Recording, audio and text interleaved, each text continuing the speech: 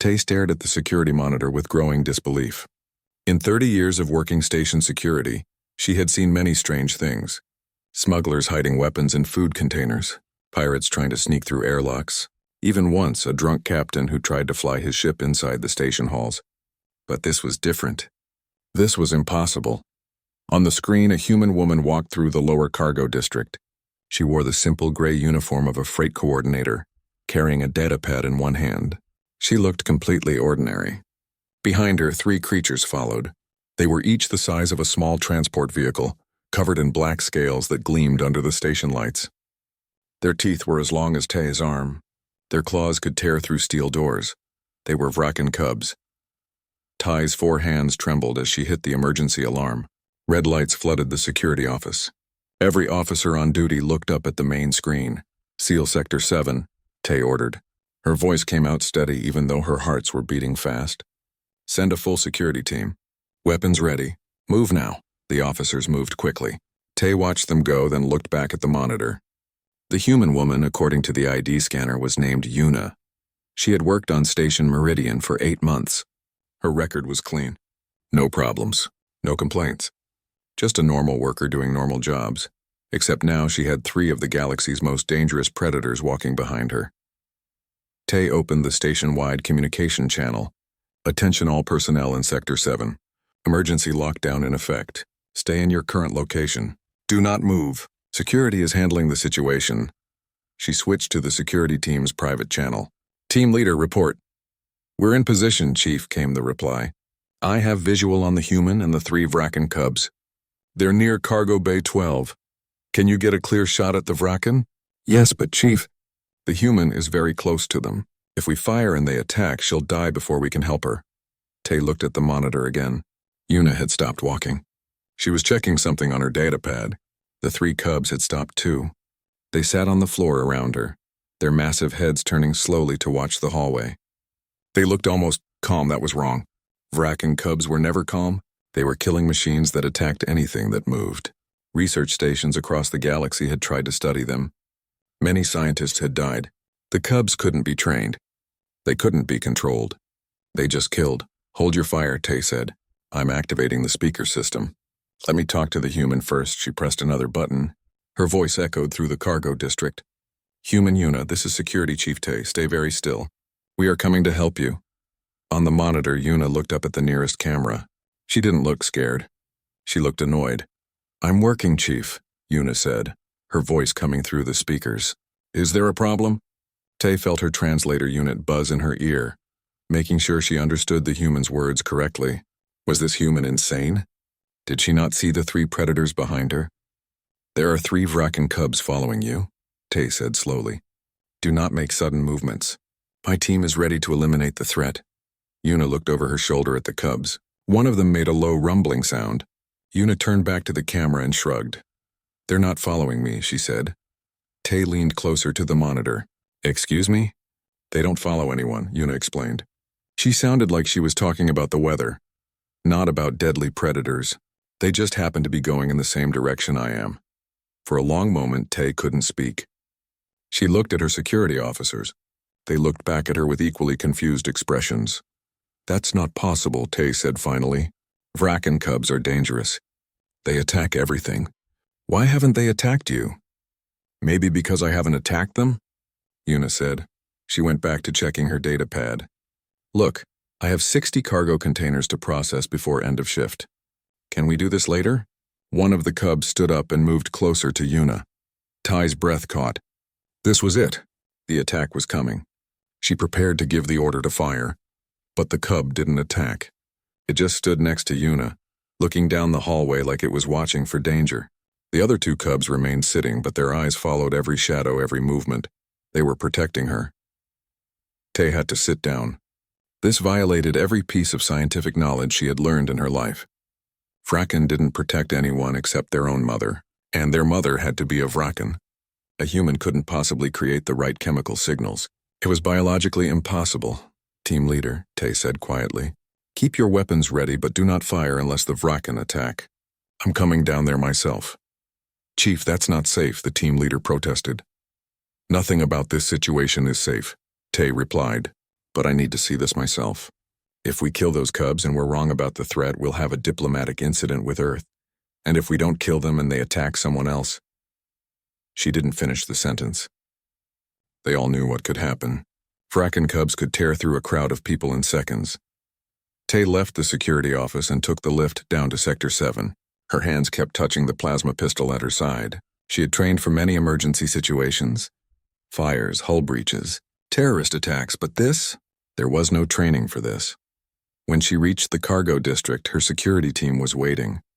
20 officers stood in a half circle, all weapons pointed at Yuna and the cubs. Yuna was still checking cargo containers, completely ignoring the guns. The cubs sat quietly, but their eyes tracked every officer. Tay walked forward slowly. She stopped 10 meters away from Yuna. "Human Yuna," she said, "I need you to explain what's happening here. How long have these Vraken been near you?" Yuna finally put down her datapad. She looked tired, like this conversation was keeping her from important work. "About 3 weeks," she said. "I found them in an old cargo container. Someone had left them there. Their mother was dead. They were hungry. So I fed them." "You fed them," Tay repeated. "You fed 3 Vraken cubs, and they didn't kill you." "Why would they kill me?" Yuna asked. "I was giving them food, because that's what Vraken do," Tay said. Her voice was rising now. "They kill. It's their nature. Every species in the galaxy knows this. Even their own kind barely tolerates them." Yuna looked at the 3 cubs. The largest one made that rumbling sound again. Yuna smiled slightly. "Maybe everyone's been talking to them wrong," she said. Tay felt a headache starting behind her eyes. This human was going to drive her insane, but she couldn't deny what she was seeing. The cubs were calm. They weren't attacking, and they seemed to be staying near Yuna by choice. "Come with me," Tay said finally. "We need to figure this out. Bring the cubs, but if they show any aggression, my team will fire." "Understood?" "They won't attack anyone unless someone attacks first," Yuna said. She picked up her datapad. "But fine. I guess my cargo processing can wait." She started walking toward Tay. The 3 cubs stood up and followed her. 20 plasma rifles tracked their movement, but the cubs just walked calmly, staying close to Yuna like shadows. As they passed, Tay got her first close look at them. Their scales were perfect, their eyes alert. They were healthy and well-fed. And when one of them looked directly at her, Tay saw something in its eyes that she had never seen in any predator before. Intelligence. Not animal cunning, but actual understanding. Tay suddenly realized that this situation was much bigger than a security incident. This was going to change everything the galaxy thought it knew about humans, and maybe about themselves too. The station council meeting room was full of angry voices. Tay sat at the head of the table, listening to representatives from 12 different species argue about what to do with Yuna and her cubs. Some wanted the cubs destroyed immediately. Others wanted them sent to research facilities. A few even suggested throwing Yuna in prison for endangering the station. Tay raised one hand for silence. The room quieted slowly. "Before we make any decisions," she said, "I want experts to examine the situation. We need to understand what's happening before we act." "What's to understand?" demanded Council Member Vrax, a large reptilian from the Sork homeworld.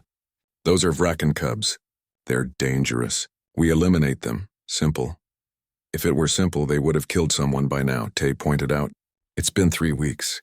The human has been working normal shifts, walking through public areas. The cubs have been near her the whole time. 0 incidents, 0 attacks."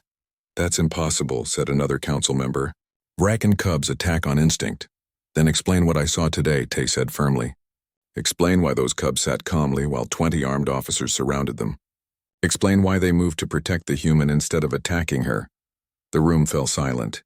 No one had an explanation. "I'm bringing in specialists," Tay continued. "Give me 3 days to investigate. If we can't find answers, we'll do what you want. But 3 days won't hurt anyone. The cubs are secured in a monitored area with Yuna. They're not a current threat." The council agreed, though many members were not happy about it. After the meeting, Tay went to find Minji, the station's human xenobiologist. She found her in the science lab looking at samples under a microscope. "I need your help," Tay said. Minji looked up, adjusting her glasses. She was a small woman with short black hair and tired eyes. She had been on the station for 2 years studying various alien life forms. I heard about Yuna and the Vraken cubs, Minji said. Everyone's heard about it. It's all over the station news. What do you think? Tay asked. Minji set down her tools and sighed. I think it shouldn't be possible. Vraken cubs imprint on their mother through very specific biological signals, pheromones, electrical impulses, even sound frequencies that only adult Vraken can make. A human can't replicate any of those things. But it's happening. I know, and that's what scares me. Minji stood up and started pacing. Chief, I've studied Vraken behavior for years. Well, from a distance. No one studies them up close because no one survives. They're perfect predators. They don't bond with other species. They barely bond with their own species. Yet these three have bonded with Yuna, apparently. Minji rubbed her forehead. I need to see them. Can you arrange that? I was hoping you'd say that, Tay said. They went to the secure holding area where Yuna and the cubs were being kept. It was a large cargo bay, emptied of containers with cameras on every wall. Yuna sat on the floor reading something on her datapad. The three cubs were sprawled around her, looking bored. Minji watched through the observation window for a long time without speaking. What do you see? Tay asked.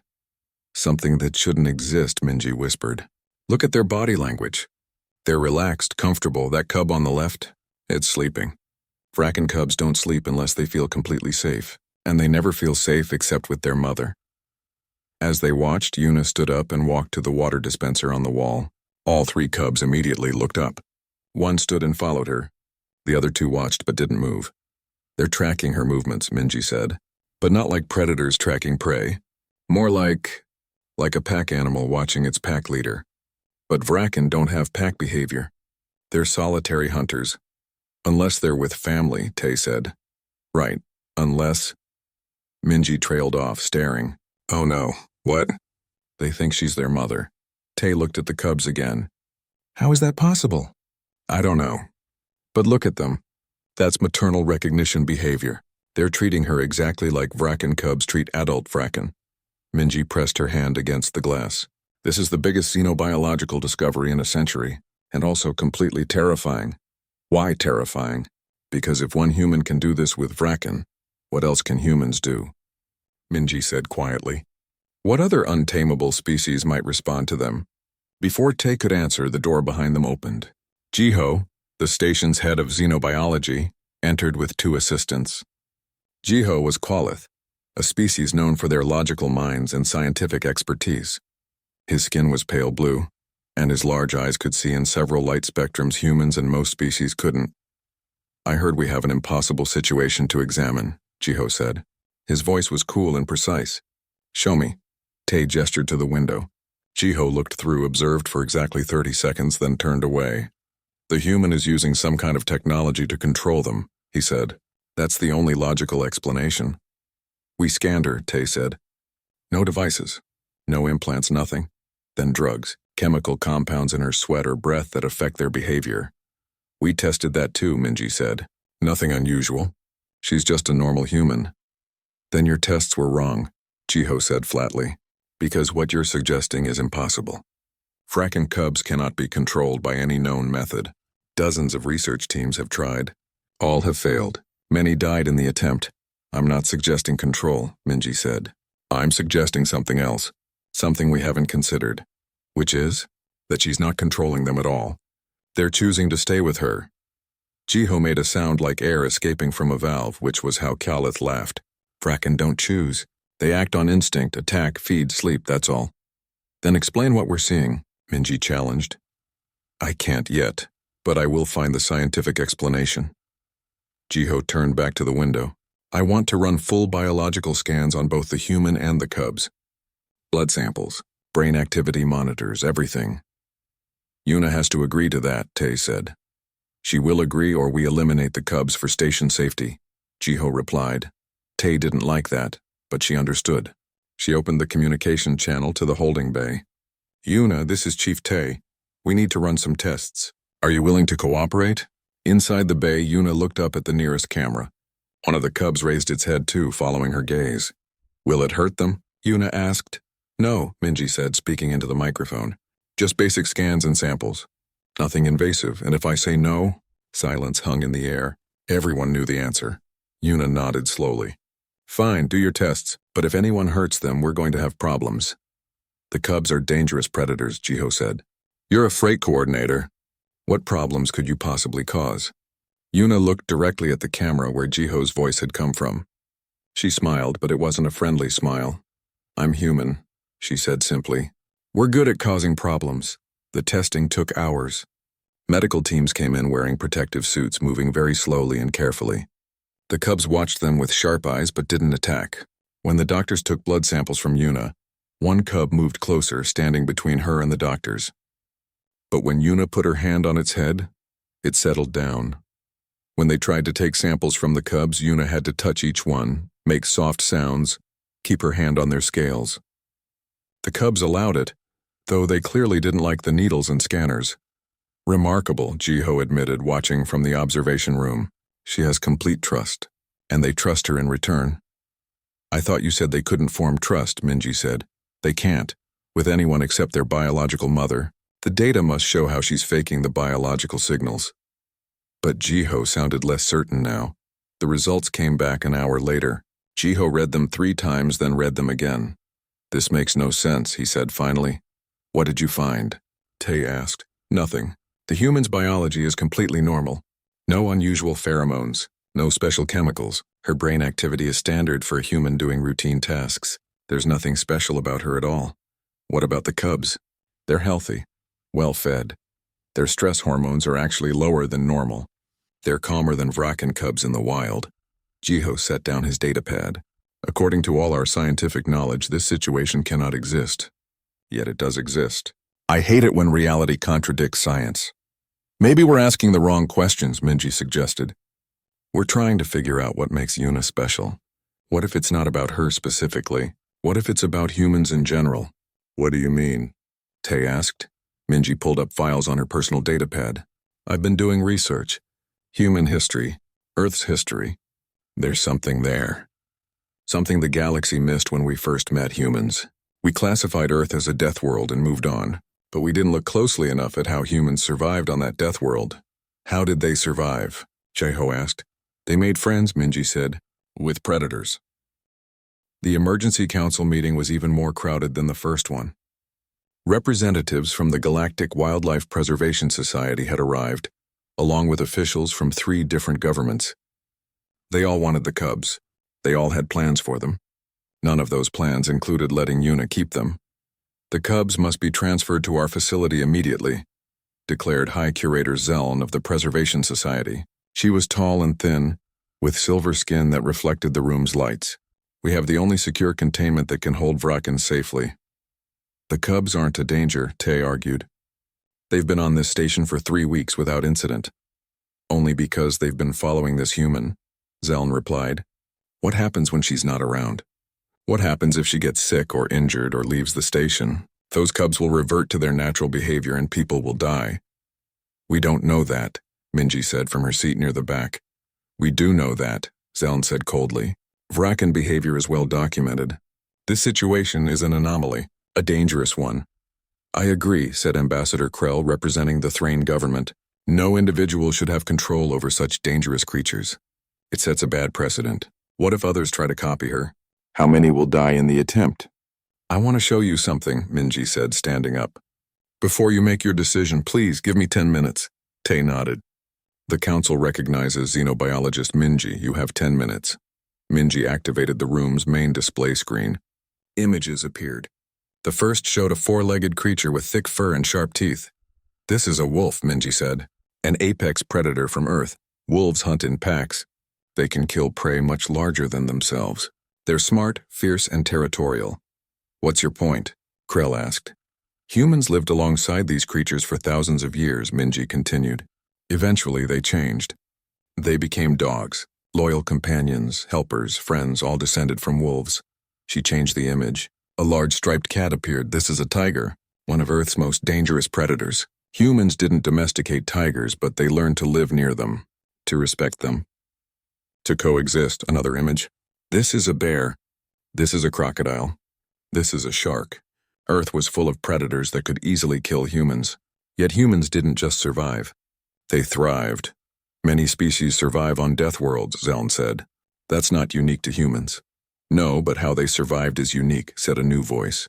Everyone turned. A man stood in the doorway. He was older, with gray in his hair and glasses perched on his nose. He wore the simple clothes of an academic. This is Kyung, Minji said. He works in the station's archive division. He's an anthropologist who specializes in human cultural history. I didn't authorize him to attend this meeting, Krell said. I did, Tae said. We need all available information. Please, Kyung, explain.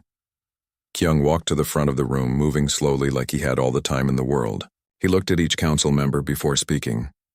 Most species that evolved on dangerous worlds developed one of two strategies, he said. They became very good at hiding or very good at fighting. Humans did neither. Instead, they became very good at understanding. Understanding what? Asked a council member. Other minds. Other perspectives. Other ways of thinking.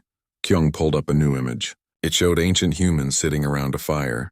A wolf-like creature sat near them eating scraps. Humans evolved an unusual ability. They could read emotional states across species barriers. They could tell when a predator was angry, frightened, curious, or relaxed.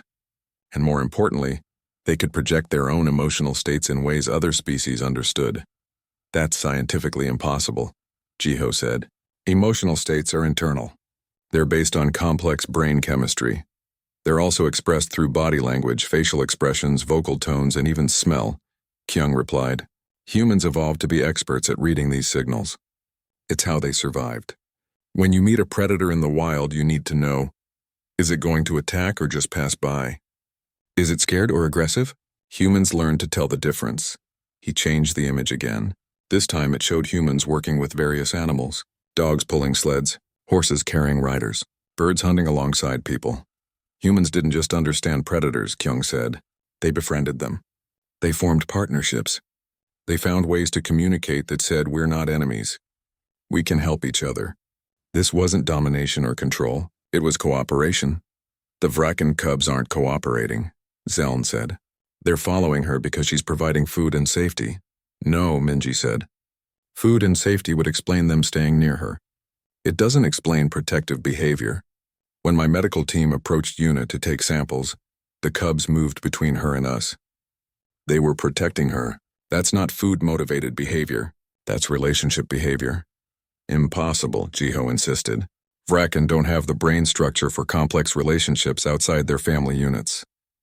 Maybe we've been measuring the wrong things, Kyung said quietly. You're looking at brain structure. But relationship isn't just about brain structure. It's about recognition, understanding, trust. And humans are very, very good at building trust with creatures that should be their enemies. This is all speculation, Krell said. You have no proof. Actually, we do, Minji said. She pulled up new files. I did research. I contacted other human workers across the galaxy. I found 37 documented cases in the last 5 years alone. A human freighter pilot who calmed a swarm of Thornak beetles that had killed 6 crew members before her. A human engineer who works daily with a crystalline hive mind that consumed 3 research teams. A human terraformer who walks freely among Kresh pack hunters that attack everything else on sight. The room was silent. Minji continued, her voice growing stronger. We've been studying humans for 20 years since first contact. We focused on their physical abilities, their endurance, their ability to heal quickly and survive in harsh conditions. We noticed they're one of the few species that actively seeks out danger. But we missed something more important. We missed that humans emerged from a world where survival meant understanding the predator in the darkness, not just fearing it, not just fighting it. Understanding it and befriending it, Kyung added. That's the key. Most species see a predator and think threat. Humans see a predator and think potential ally. It's not conscious. It's instinct. Millions of years of evolution taught them that sometimes the scariest creature can become the best friend. Zeln stood up abruptly. This is absurd. You're suggesting humans have some kind of magical ability to tame predators. That's not science. That's fantasy. It's not magic, Minji said. It's communication. It's emotional intelligence.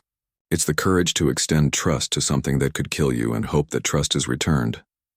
Hope isn't a survival strategy, Zeln shot back. It was for humans, Kyung said softly. And it worked. Humans became the dominant species on Earth not because they were the strongest or fastest, but because they could turn their enemies into friends. They could look at a wolf and see a dog. They could look at a wild horse and see a partner. And apparently they can look at Vraken cubs and see whatever Una sees in them. This is all very interesting, Ambassador Krell said, but it doesn't change the danger. Those cubs are Vraken. If something happens to the human, they'll kill people. Then test it, Tay said. Everyone looked at her. Let's design a test. Put Una and the cubs in a controlled environment. See if her influence is real or just coincidence. If the cubs attack, we eliminate them immediately. If they don't, we consider the possibility that humans really do have this ability. What kind of test? Zone asked. Bring in other Vraken cubs, Tay said. Ones that don't know Una. See if she can communicate with them too. If this is really about human ability rather than just these specific 3 cubs, it should work with any Vraken. That's incredibly dangerous, Jiho said. You're talking about putting a human in a room with wild Vraken cubs that have never been near her before? Yes, Tay said. But if we're right about this, she'll be safe. And if we're wrong, we'll have armed guards ready to intervene. And if the human refuses? Krell asked. Then the cubs go to the Preservation Society, Tay said, looking at Una through the observation window on the side wall. But I don't think she'll refuse. I think she'll want to prove this. Humans are like that. They like proving people wrong. The council debated for another hour. Finally, they agreed. They would bring in 3 different Vraken cubs, ones that had been captured from the wild and were currently in stasis for transport. They would wake the cubs in a secure chamber with Una and see what happened. When Tay went to explain the test to Una, she found the human sitting on the floor of the holding bay, one of her cubs curled up with its head in her lap. She was stroking its scales absently while reading something on her datapad. They want me to prove it, Una said before Tay could speak. You heard? This whole place is full of cameras and microphones. I'm not stupid, Una looked up. They want to see if I can communicate with other Vraken. Cubs I've never met? Yes, will you do it? Una was quiet for a moment. The cub in her lap made a soft rumbling sound. She scratched behind its ear ridge if Vraken had ear ridges. If I don't, they'll take these 3 away from me, she said. Probably. The testing chamber was a large room with smooth metal walls and a high ceiling. Cameras covered every angle. Armed security officers stood behind reinforced glass in the observation room above. Medical teams waited on standby with stretchers and emergency equipment. Everyone knew this could go very wrong very quickly. Tay stood in the observation room, her hands gripping the railing. Beside her, Minji looked pale. Kyung was writing notes, but his hand shook slightly. Jiho stood perfectly still, watching with his large eyes. Below them, in the center of the chamber, Una waited. She wore simple clothes. No armor, no weapons. She had refused both. Predators can sense fear and aggression, she had said. Armor and weapons would make them think I'm a threat. Her 3 cubs were in a separate holding area, watching through a transparent wall. They pressed against the barrier, making low, distressed sounds. They knew something was wrong. They wanted to be with Una. Stage 1, announced the test coordinator. Bring in the handler. A side door opened. Vesh entered, wearing full protective armor. He was Quelon, a species with natural armor plating and 4 arms. He had worked with dangerous creatures his entire life. In his arms he carried a containment box. These are 3 Vraken cubs captured 2 months ago, Vesh explained through his helmet speaker. They've been kept in stasis since capture. They've never seen a human before. They've never been trained or handled. They are completely wild. He set the box down in one corner of the chamber, then backed away quickly toward the exit door. Releasing cubs in 3, 2, 1. The box opened. For a moment, nothing happened. Then 3 small shapes burst out. They were smaller than Una's cubs, maybe only the size of large dogs. But their teeth and claws were just as sharp. Their scales were lighter, showing they were younger. They looked around frantically, hissing and snapping at the air. One lunged at the nearest wall and raked its claws across the metal, leaving deep scratches. Another circled the room, searching for an exit. The 3rd spotted Vesh retreating toward the door and charged. "Close the door," someone shouted. The door slammed shut just before the cub reached it. The small predator threw itself against the metal, snarling. Then it turned and saw Una. All 3 cubs saw her at the same time. They went very still. Their nostrils flared, taking in her scent. their eyes focused on her with predator intensity. They were trying to decide if she was prey. In the observation room, Tay felt her heart's hammering. Every instinct told her to order the security team to fire, to end this before those cubs attacked, but she had promised to let the test continue. Yuna didn't move. She stood in the center of the room, her arms relaxed at her sides. She watched the cubs calmly. No fear showed on her face. The largest cub took a step toward her. Then another. It moved the way predators move when stalking prey. Slow, careful, ready to pounce. "She's going to die," Jiho whispered. But Yuna did something unexpected. She sat down.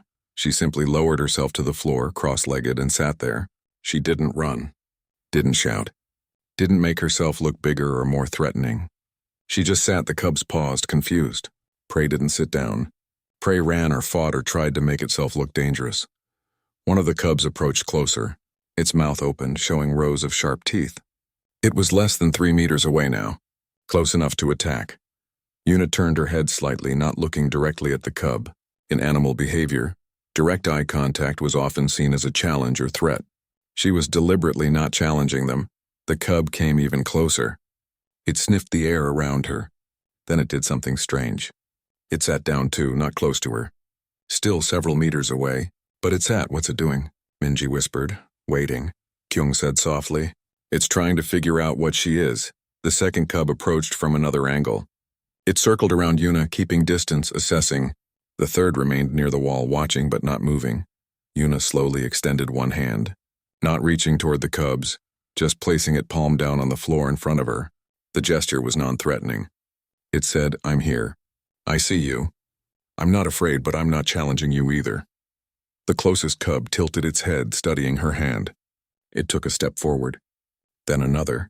It stretched its neck out, nostrils working. It was close enough now that Yuna could touch it if she moved her hand just slightly. She didn't move. She let the cub make the choice. The cub sniffed her hand. Its tongue flicked out, tasting her skin. Tasting salt and human chemicals and whatever else human skin carried. It pulled back, processing the information. Then, very slowly, it lowered its head and moved closer to Yuna. "It's going to bite her," Jiho said. "Security, prepare to fire."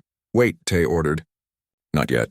The cub pressed its scaled head against Yuna's leg. Not attacking, just touching, making contact. Yuna moved her hand slowly and placed it on the cub's head. She scratched gently behind its ridge of scales. The cub made a sound, not quite a purr, but something similar. A rumble of contentment. The second cub, seeing this, approached more confidently. It bumped its head against Yuna's shoulder. She used her other hand to stroke its scales. Both cubs settled down beside her, one on each side. The third cub remained by the wall, still wary. Yuna didn't try to call it over. She just sat there with the two cubs, speaking softly. The people in the observation room couldn't hear what she was saying, but her tone was gentle. Calm. The kind of voice you'd use with a scared child. After several minutes, the third cub took a tentative step forward, then another. It approached slowly, ready to bolt at any moment. When it reached Yuna, it didn't touch her. It just sat nearby, watching. Yuna smiled. She didn't reach for this one. She let it keep its distance. But she had established something. Not control, not dominance, but connection. Impossible, Jiho breathed. This violates every principle of Rakan behavior. Or maybe we never understood their behavior in the first place, Kyung said. Maybe we were always asking the wrong questions. In the chamber, Yuna looked up at the observation window. She couldn't see through the darkened glass, but she knew they were watching. "Can I have my 3 back now?" she asked. "These babies are scared and they need to meet their new siblings properly." "Absolutely not," Zeln said immediately. 6 Vrakan cubs in one room? That's asking for a bloodbath. Vrakan are territorial, Jiho added. Young cubs will fight each other for dominance. Not if they understand they're all part of the same group, Yuna said. Not if they recognize each other as family instead of competitors. She's right, Minji said suddenly. Everyone looked at her. Think about it. Yuna's 3 cubs have been together for weeks. They've bonded. They're a social unit. If we introduce the new cubs correctly through her, they might accept each other. That's a huge risk, Tai said. Everything about this situation is a huge risk, Minji replied. But if it works, we'll have proven that humans can not only communicate with Vrakan, but can actually create social structures with them. That's revolutionary. Tay thought about it. The test was supposed to prove whether Yuna could communicate with wild Vraken. She had done that. The test was technically over, but this was something else entirely. Let her try, Kyung said. If humans really do have this ability, we need to understand its limits and its potential. One aggressive move, Tay said finally, and we stun all 6 cubs immediately. Agreed? Agreed, Zeln said reluctantly. The barrier opened. Yuna's 3 cubs burst into the room, racing toward her. The 3 new cubs jumped up startled. For a moment it looked like a fight would break out, but Yuna stood and moved between them. She placed herself in the middle of all 6 cubs. They circled around her, the new ones hissing at the old ones growling warnings at the new ones. Yuna didn't shout or push them apart. She just stood there, calm and solid. She reached out and touched each cub as they passed, creating a pattern. Touch one of hers, touch one of the new ones. Back and forth, mixing their proximity to her. Showing through action that she accepted all of them equally. The cubs began to settle. One of Yuna's original cubs approached one of the new ones. They sniffed each other warily. Yuna kept her hand on both of them, creating a bridge. The tension slowly eased. After several minutes, all 6 cubs were lying around Yuna in a loose circle. Not quite comfortable with each other yet, but not fighting either. They were tolerating each other's presence because she was there. Because she created a space where tolerance was possible. How? Jiho asked. How is she doing this? She's not doing anything, Kyung said. That's the point. She's not commanding or controlling. She's just being present, being consistent, being trustworthy. The cubs respond to that because predators understand strength. And real strength isn't about dominance. It's about confidence, certainty, being so sure of yourself that you don't need to prove anything. Humans call it calm assertiveness, Minji added. It's how they train dogs, how they work with horses, how they interact with any animal. They project emotional stability. They become the calm point in chaos.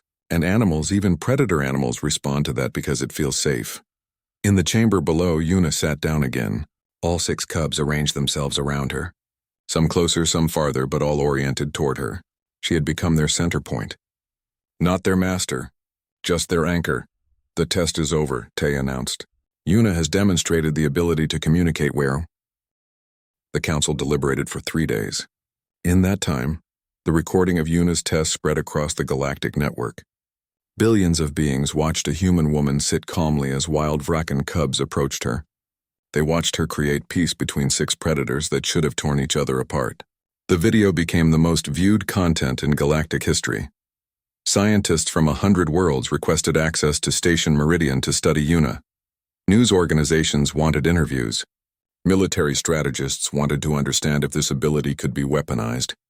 Everyone had questions. Yuna ignored them all. She continued her work in the cargo district, processing shipments and checking containers. Now she had 6 cubs following her instead of 3. Station workers had gotten used to it. They still kept their distance, but panic had faded into wary acceptance. Tay found her during a break shift, sitting in the station's observation deck. The cubs were sprawled around her, watching the stars through the massive windows. Yuna was eating a sandwich, looking tired but content. The council reached a decision, Tay said, sitting down nearby. Not too close.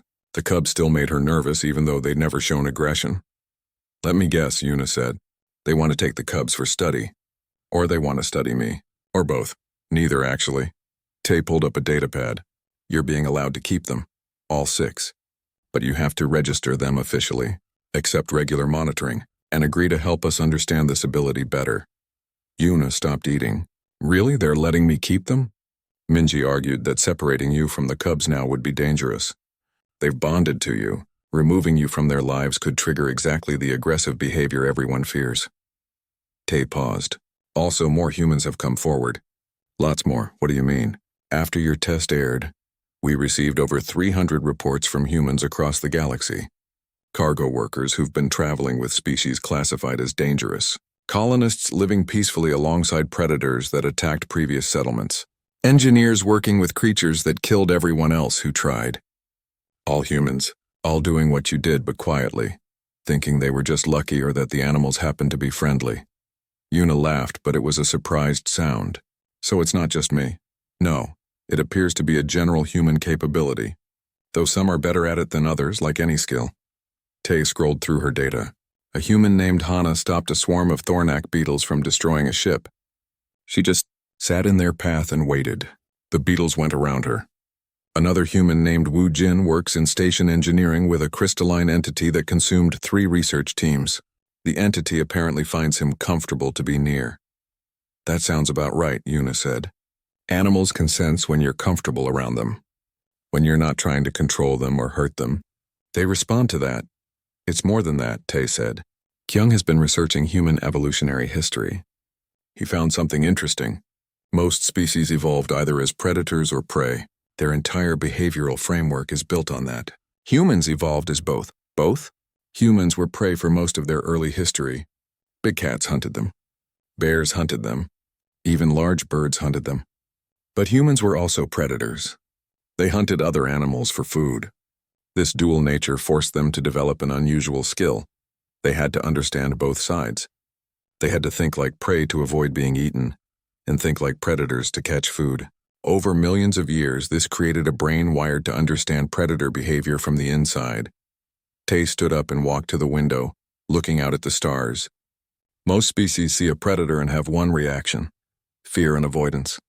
Humans see a predator and have multiple reactions. Fear, yes, but also curiosity, assessment, even empathy. They can look at something trying to kill them and think, it's just hungry. It's just scared. It's just protecting its territory.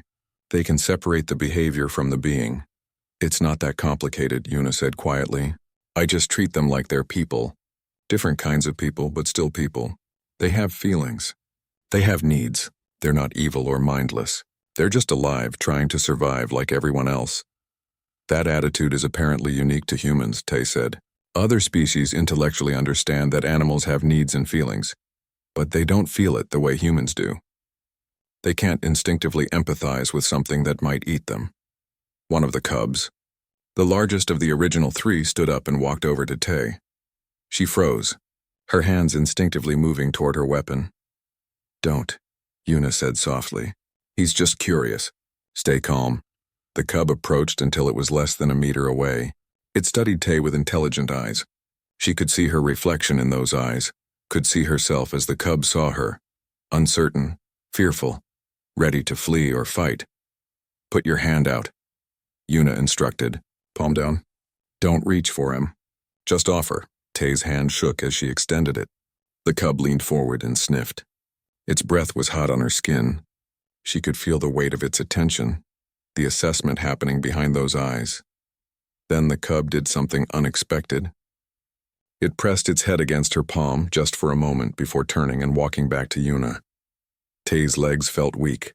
She sat down hard on the floor. What just happened? She asked. He acknowledged you, Yuna said. You're not prey. You're not a threat. You're just another being sharing space. That's all it takes sometimes. Recognition. I've been a security officer for 30 years, Tay said slowly. I've faced riots and pirates and criminals. But that's the bravest thing I've ever done. Bravery is a human concept too, Yuna said with a smile. Most species either attack or retreat based on instinct. Humans invented the idea of being afraid and doing the thing anyway. We call it courage. Maybe that's part of this too. Maybe predators respect that. Over the following weeks, Station Meridian became a center for xenobiological research. Scientists studied Yuna and the other humans who came forward. They ran tests, measured responses, analyzed data. What they found changed galactic understanding of human capabilities. Humans produce subtle pheromones that varied with their emotional state. These pheromones were detectable by most predator species, who used similar chemical signals to communicate. When humans were calm and confident, they produced signals that predators interpreted as non-threatening. When humans were afraid or aggressive, the signals changed, triggering defensive responses. But it was more than chemistry. Humans also modified their body language instinctively when around predators. They made themselves smaller or larger depending on context. They controlled their breathing, their heartbeat, their muscle tension. Without conscious thought, they became fluent in the universal language of predator-prey dynamics and could position themselves outside that dynamic entirely. Most importantly, humans had extraordinary patience. They could sit still for hours. They could wait without anxious energy. They could be present without demanding interaction. This patience created space for predators to make choices rather than acting on instinct. It's not magic, Jiho admitted during one of the research presentations. It's a sophisticated set of evolved behaviors that humans use unconsciously. But the effect is remarkable.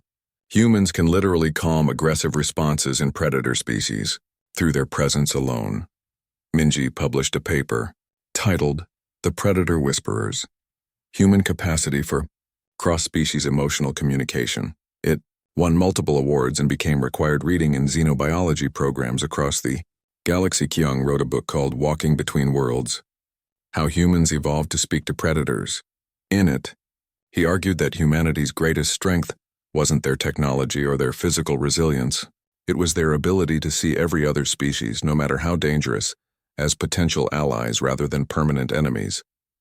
But the most significant change happened in how other species viewed humans. Before, they had been seen as tough, adaptable, sometimes crazy. Now they were seen as something else: bridge builders, mediators between civilization and wildness. Colonies on death worlds began requesting human settlers specifically. Research teams studying dangerous fauna requested human members.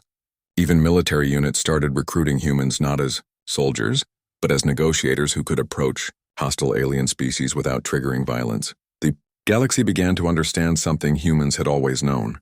Sometimes the scariest thing in the dark doesn't want to fight. Sometimes it just wants to be understood. 6 months after the test, Tay visited Yuna one last time before retiring from station security. She found her in a specially built habitat area, large enough for the cubs who were growing rapidly. Soon they'd be full-grown Vraken, massive and powerful. Aren't you worried? Tay asked. When they're fully grown, they could kill you easily. They could kill me now if they wanted to, Yuna said, scratching behind one cub's ear ridge. But they don't want to. That's the whole point. The Council is worried about what happens when humans start collecting dangerous species. They're talking about regulations, Yuna laughed. Good luck with that. You can't regulate relationships. You can't make rules about trust. Either it exists or it doesn't. That's what worries them, Tay admitted. Humans are forming bonds with creatures the rest of us fear. What if those bonds become stronger than bonds with other civilized species? What if humans decide they prefer the company of predators to the company of us? Some might, Yuna said honestly. Some humans have always preferred animals to people, but most of us like both. We don't have to choose. She looked at Tay seriously. You're still thinking in categories. Civilized versus wild, safe versus dangerous. But humans don't see those boundaries as absolute. We see them as gradients, spaces where different kinds of beings can meet and find common ground. Security Chief Tay asked why the cubs were trailing you. Tay said softly, You said they don't follow anyone. I finally understand what you meant. Do you? They're not following you. They're walking with you. There's a difference. Following implies hierarchy and control. Walking together implies choice and partnership. Tay looked at the 6 Vraken, now almost adult-sized. You gave them the choice, and they chose you. They chose to walk in the same direction, Yuna corrected. That's all. I'm going this way, and they're going this way, and it's nice to have company on the journey. That's all it ever was. But Tay knew it was more than that. It was a demonstration of something the galaxy needed to see, that the scariest monsters could become the best companions. That violence wasn't inevitable. That understanding could bridge any gap, no matter how wide. Humans had shown the galaxy a different way of being. Not through conquest or domination, but through the simple act of sitting down in front of something dangerous and saying, without words, I see you. I'm not afraid. We can share this space. As Tay left the station for the last time, she thought about the security report she'd filed 6 months ago. She had updated it dozens of times since then.